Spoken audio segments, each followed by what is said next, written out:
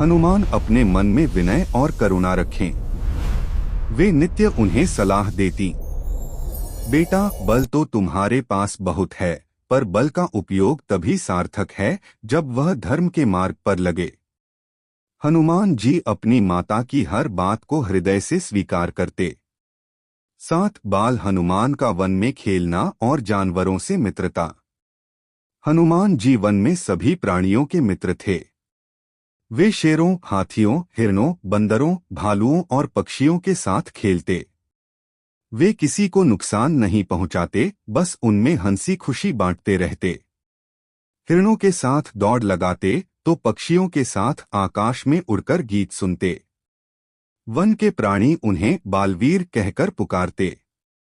बच्चों जैसे हंसते हुए हनुमान सबके सुख दुख समझते थे। 8 पर्वत उठाने का खेल। कई बार वे छोटे छोटे पर्वतों को खिलौने की तरह उठा लेते थे। एक दिन उनकी माता ने कहा, बेटा, यह तुम्हारा खेल नहीं है। पर्वत भगवान की देन है, उन्हें यूं ही उठाना उचित नहीं। हनुमान जी हंसते हुए बोले, माते, मैं तो बस यह देखने की कोशिश कर रहा था कि कौन सा पर्वत कितना हल्का है। ऐसी उनकी सरलता थी। 9 रक्षक बनकर बाल्यकाल में ही अनेक प्राणियों को बचाया। एक बार वन में भयंकर तूफान आया। कई जीव जंतु डरकर इधर उधर भागने लगे। हनुमान जी ने सबको एकत्रित किया, छोटे बच्चों और मादा जानवरों को सुरक्षित स्थान पर पहुंचाया। शक्तिशाली पेड़ उखड़ रहे थे, पर वे निडर होकर उनके सामने खड़े हो गए।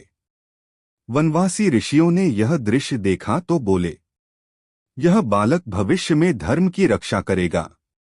10 उनके बचपन की सबसे बड़ी विशेषता भक्ति।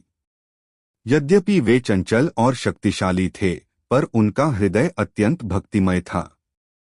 वे प्रभु राम का नाम सुनते ही आनंद से झूम उठते। यद्यपि राम अभी जन्मे भी नहीं थे, पर हनुमान जी के हृदय में उनके प्रति अनंत प्रेम और भक्ति विद्यमान थी। यह भक्ति उन्हें भविष्य में रामायण का महान नायक बनाती है।